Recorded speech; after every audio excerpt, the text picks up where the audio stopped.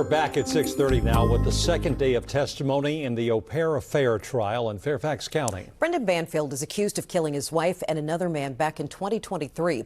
Prosecutors say he conspired with the family's au pair, Juliana Perez Magalhaes, to carry out the crime. The defense began cross-examining her today, which got testy at times. We have team coverage tonight. NBC News legal analyst Kristen Gibbons-Fedden will share what stood out to her during today's testimony. But first, let's bring in Northern Virginia Bureau reporter Drew Wilder. Drew, you have been in the courtroom all day again today. Yeah, and Juliana was on the witness stand all day today, from open to close. The au pair starting to tell her story to prosecutors before the cross-examination. And that was a really key part of today because it addressed one of the elephants in the room. Defense attorneys say that Juliana is only sharing this story because she got a, quote, sweetheart deal. And the prosecutors laid that out for the jury today. They say, look, yeah, this was a woman who was charged with murder. And then after spending a year in jail, she agreed to cooperate with prosecutors and tell her story. In exchange for that, she's going to get credit for time served. That murder charge dropped to manslaughter. And when she's all said and done cooperating and testifying against her former boss and lover, she'll be deported back to her home country of Brazil. So once the defense took over and started cross-examining her, they really wanted to draw some attention to that. And they tried to make a case that, look, this isn't a woman telling the truth. This is a woman that's telling the story prosecutors want the jury to hear.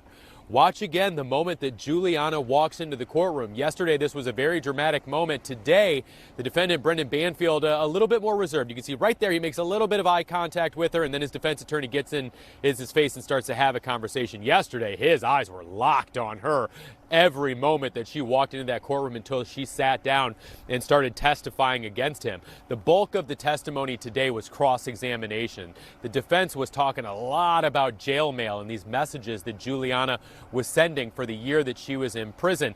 Look, it was really dry testimony, but what the defense appeared to be getting at was this is a woman that was changing her story over time. This was a woman that appeared desperate to say and do just about anything to get out of jail, which she said at times led her to be very depressed, led her to actually consider self-harm.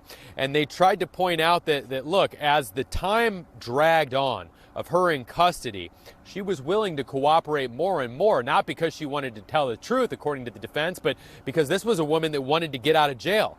At one point, the defense even pointed out that some of the messages she was sending from jail weren't just to Brendan, they weren't just to Brendan's mom, they weren't just to family and friends, but they were to TV and documentary producers. Juliana admitted on the witness stand today that she was talking with a documentary production company that was going to offer her $10,000 to tell her story. The defense harped on that. Listen to the exchange about that. You were charged with murder because you shot someone. Am I wrong? No, you're not.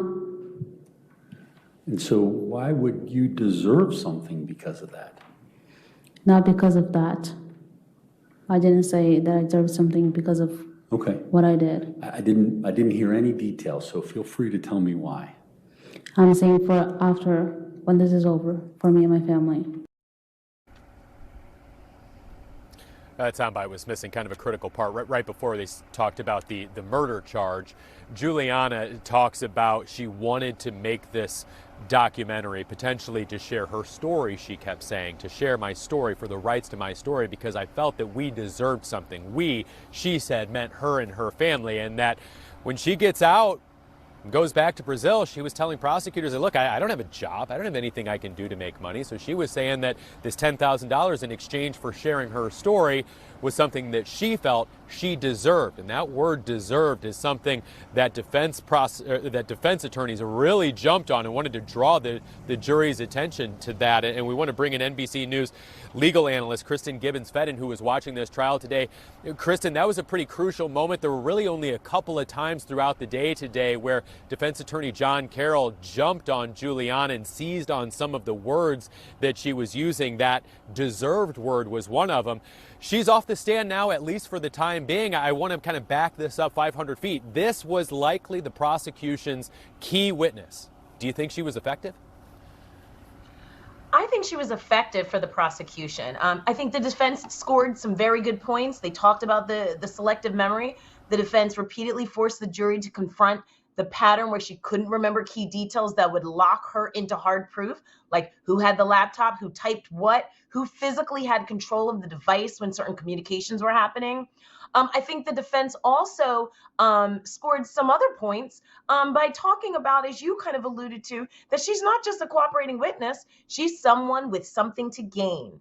That producer testimony that she's communicating with producers was bombshell. And I think that really matters because it gives the defense a simple and powerful argument. If your freedom's on the line and your future may be profitable, the jury has to ask whether the story is being told because she wants to do the right thing for justice, or is it packaged for survival and benefit? But I think overall, as you asked me, take 500 feet back, I think that overall she came off better for the prosecution. She explained the memory gaps through trauma. And I think jurors can really understand that. Most people understand that people don't experience crises like a script, right? And even though she was combative and testy at times, she didn't look lost. She looked more like someone who was determined not to be controlled in that moment by that defense attorney. And I think that matters because the prosecution does not need her to be perfect. She is a murderer.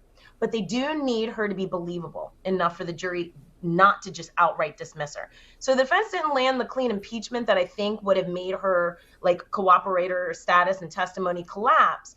And I think the prosecution wins on this one because when because the jury's going to walk away saying, yes, she's flawed, but she didn't invent this. So well put, Kristen. Drew, we want to thank you. And Kristen, a lot of today focused on those jail letters Juliana sent to Brendan Banfield. Do you think those letters helped or hurt the prosecution?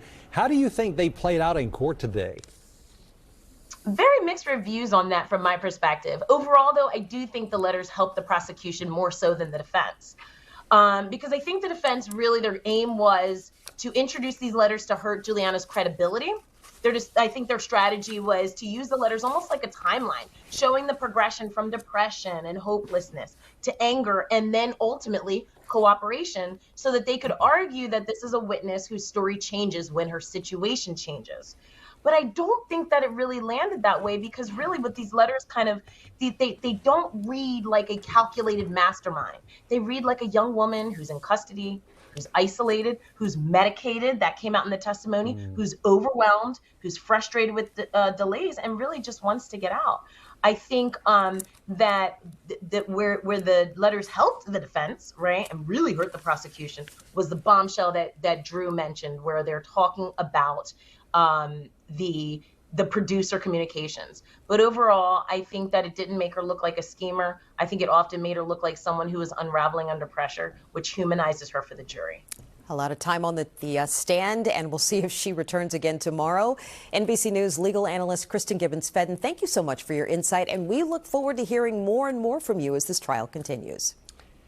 And of course, we'll be streaming the entire trial on NBCWashington.com and on your YouTube channel. You can also catch the weekly recap show called The Case. That's Thursday nights at 7:30 until the trial is complete. Stay with us. We'll be right back.